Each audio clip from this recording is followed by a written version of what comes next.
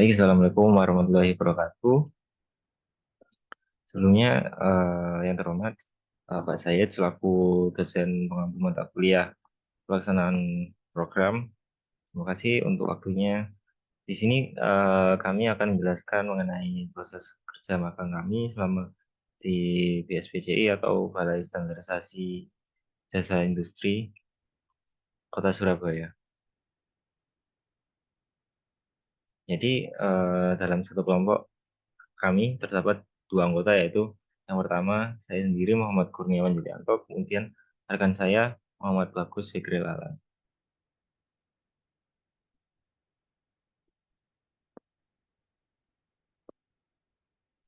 Jadi pertama saya akan menjelaskan mengenai profil tempat magang kami, yaitu BSPCI atau disebut Balai Standarisasi dan Pelayanan Jasa Industri Kota Surabaya. Jadi Balai Standarisasi Pelayanan Jasa Industri adalah unit pelaksana teknis di lingkungan Kementerian Perindustrian atau Kemenperin yang bertanggung jawab kepada Kepala Badan Standarisasi dan Kebijakan Jasa Industri sesuai Peraturan Menteri Perindustrian Nomor 1 Tahun 2022 yang bertugas sebagai pelaksana standarisasi industri, optimalisasi pemanfaatan teknologi industri, industri hijau, dan pelayanan jasa industri berlandaskan potensi sumber daya daerah.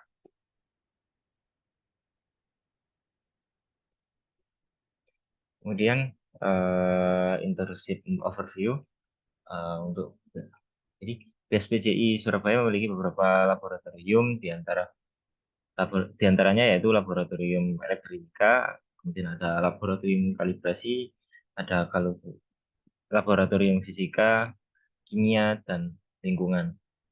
Jadi dalam pelaksanaan magang kami sebagai pelaksana magang ditempatkan di laboratorium elektronika dari tanggal 1 Agustus sampai 30 November 2023.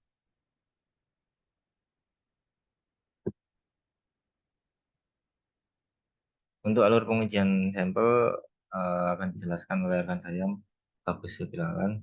Silakan. Baik, terima kasih. Nah, untuk alur pengujian sampelnya oke berikut. Nah, kita misalkan kita sebagai pemilik industri, misal kita punya industrinya lampu. Nah, kita itu sebagai pelanggan. Jadi kita pertama-tama itu ke loket untuk menentukan jenis sampel atau parameter dan data pelanggan. Lalu dari petugas loket tersebut mengidentifikasi dan merekam data terkait pelanggan dan data sampel tersebut. Nah, apakah data sampel yang kita berikan itu apakah sesuai dengan pelayanan yang ada di sini? Nah, itu dicek, di cross check sama loketnya. Nah, jika tidak sesuai, maka dikembalikan lagi barangnya ke industri tersebut, ke kitanya gitu. Nah, jika jika sesuai, maka melakukan pembayaran layanan pengujian. Nah, di setelah itu jika kita barangnya itu bersifat kayak elektronika atau dan lain-lain itu, maka melalui proses pengujian, lalu dikirimkan pengiriman laporan hasil uji. Nah, pengiriman laporan hasil uji atau LHU tersebut digunakan untuk menentukan keluarnya label dari SNI itu. Nah, jika yang diujikan adalah alat, nah, kita itu melakukan pelayanan yaitu proses kalibrasi atau kayak pengkalibrasian alat tertentu gitu. Nah, setelah itu pengiriman sertifikat kalibrasi.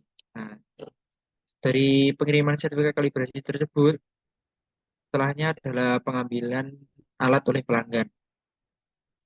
Jadi alat tersebut dikembalikan lagi ke pelanggan atau ke pihak industri.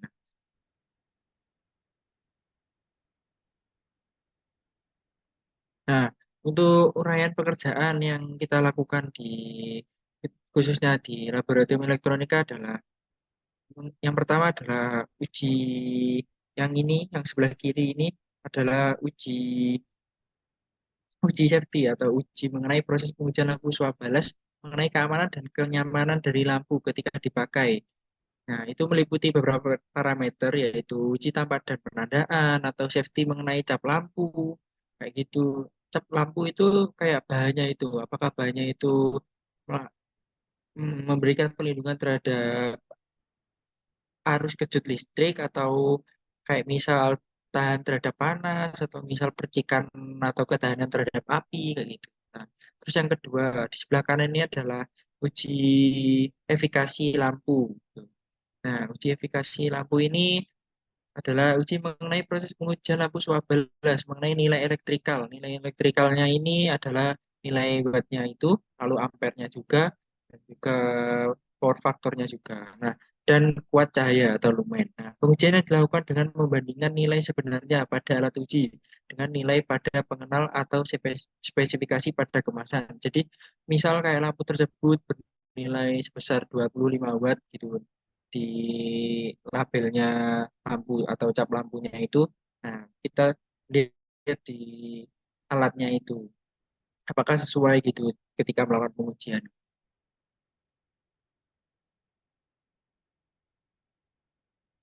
Nah, untuk alurnya pengujian safety-nya itu sebagai berikut. Misal ada sampel lampunya itu sebesar 10 ya. Total sampel total sampelnya kan 16 lampu. Nah, untuk yang 6 lampu itu biasanya digunain untuk kondisi gangguan ini, diambil dua gitu. Nah, terus kan sisa 10. Sisa 10 itu dilakukan sifat tampak dan penandaan, uji silih tukar, lalu diambil dua untuk kuat mekanis. Nah, dari kuat mekanis ini beralih ke perlindungan terhadap kejut listrik ini, sama sampelnya sebesar dua buah gitu. Nah, habis itu melakukan uji resistansi isolasi dan kuat listrik, ada ada juga kayak pengujian kenaikan suhu kaki lampu, terus ketahanan terhadap panas, dan yang terakhir adalah ketahanan api dan percikan api. Adapun pengujian yang tidak tertampil di sini adalah pengujian kayak momen teguh, terus uji berat kayak gitu. Nah, untuk sisa sampel yang tidak digunakan itu disimpan untuk sebagai arsip dari lab kurang lebih kayak gitu.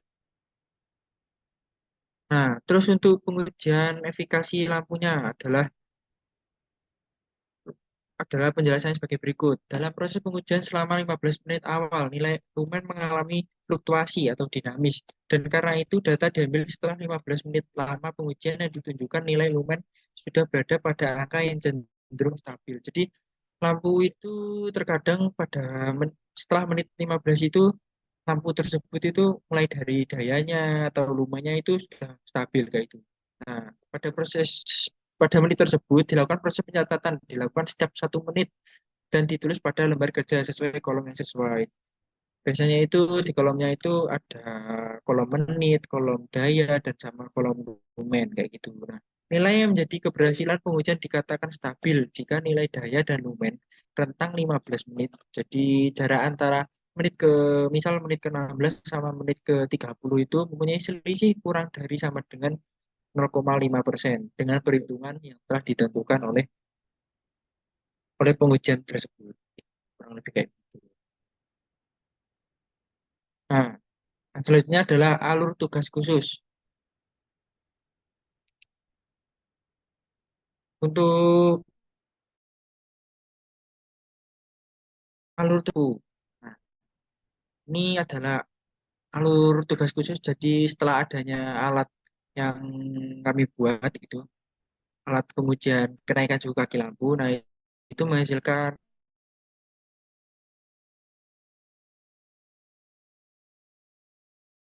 kayak proses pengujiannya itu agak sedikit berbeda dulu, kayak periksa bukan powernya gitu.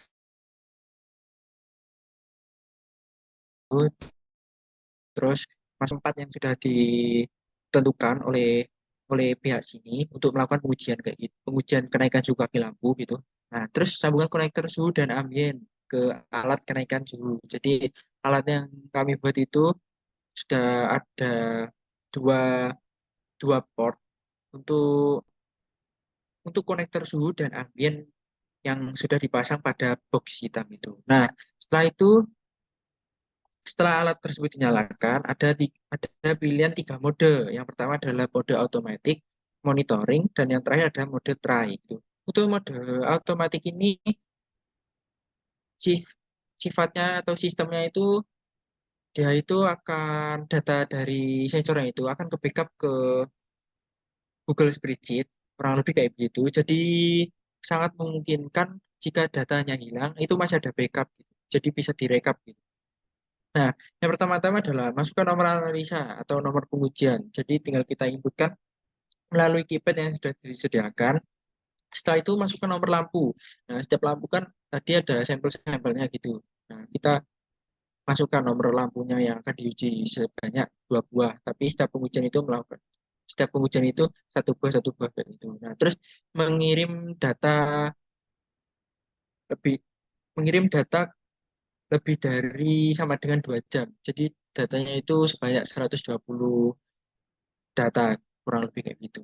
Nah, yang ini sudah yang mode otomatik ini sudah include dengan peraturan-peraturan yang semisal kayak data rentangnya 60 menit itu atau 60 data itu harus mempunyai selisih kurang lebih sama dengan 1 derajat. Jadi kalau melebihi 1 derajat maka dia akan terus berjalan gitu. Nah, untuk mode yang selanjutnya adalah mode monitoring.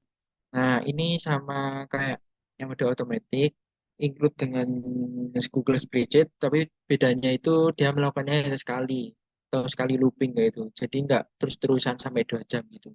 Jadi ini sangat mudah kan jika box eh, sekedar info saja di sini itu boxnya itu sebanyak 3 buah. Jadi setiap sekali nguji itu ada 3 sampel lampu itu sekali jalan gitu, sekali pengujian. Jadi yang mode monitoring ini sangat berfungsi pada hal pengujian tersebut. Nah, untuk mode yang terakhir adalah mode try atau ini adalah kayak sistemnya itu kita nyalakan konektor suhu dan ambien ke alat, maka akan tertampil datanya di LCD. Kurang lebih kayak gitu, sangat simpel gitu. Nah, mungkin itu saja penjelasan dari saya. Untuk pengujian selanjutnya saya kembalikan ke rekan tim. Terima kasih.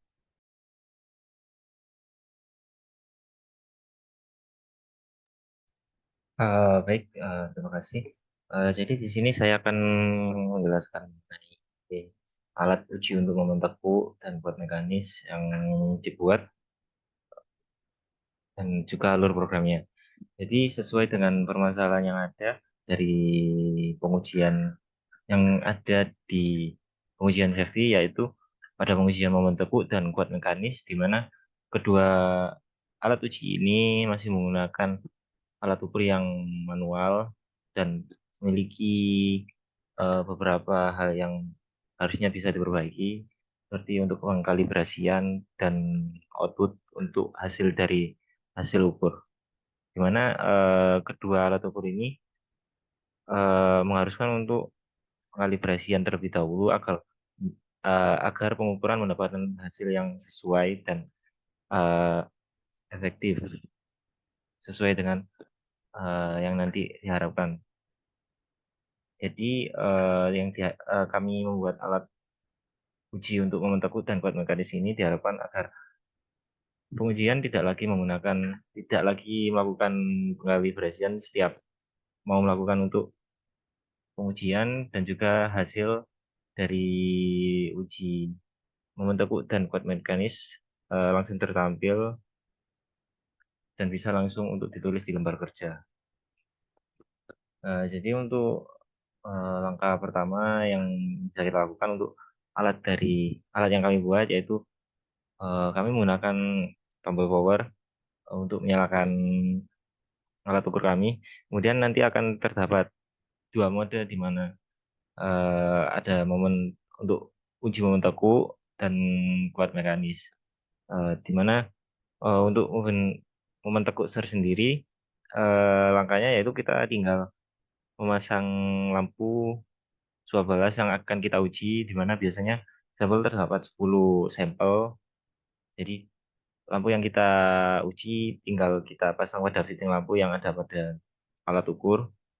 Kemudian dari alat ukur tersebut nanti akan tertampil di LCD berapa newton yang tertampil dari lampu yang diuji tadi. Dimana sebelumnya kita menggunakan sensor load cell untuk menimbang berat dari lampu tersebut. Kemudian nanti kita konversikan dari berat kilogram ke Newton. Jadi hasilnya akan langsung tertampil di LCD. Sehingga kita bisa langsung tulis hasil yang sudah ada di LCD ke lembar kerja. Kemudian untuk mode yang kedua yaitu kuat mekanik, di mana sebelumnya kuat mekanik kita melakukan pengujiannya yaitu memasang lampu pada fitting lampu yang terdapat pada alat uji alat uji kuat mekanik. Kemudian kita melakukan seperti menarik berat beban yang ada di alat uji tersebut menggunakan lampu yang sudah berpasang sehingga eh, kaki lampu dan bagian atas lampu nanti akan seperti tertarik oleh beban. Jadi diusahakan jika mau lolos dari uji kuat mekanis, maka kaki lampu tersebut tidak bergeser dari tanda yang sudah kita buat ataupun terlepas dari bagian lampu atasnya. Jadi pada alat yang kita buat nanti hampir sama kita melakukan pengujiannya yaitu menggunakan lampu sampel kita pasang pada fitting lampu yang ada pada alat ukur. Kemudian perbedaannya yaitu kita menggunakan sensor load cell di mana kita melakukan tekanan terhadap sensor load cell yang ada. Kemudian karena batas batas uji kuat mekanik yang ada yaitu 3 Newton, jadi kita program pada alat uji tersebut apabila sudah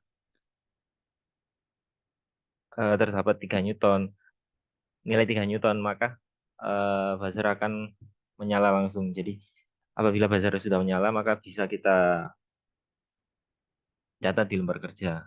Namun apabila jika tidak menyala, maka perlu kita putar lampunya lebih keras lagi sampai mencapai batas nilai yang kita tuju yaitu 3 Newton. Mungkin itu saja yang bisa saya jelaskan dari alat uji momen tekuk dan kuat mekanis yang kita buat.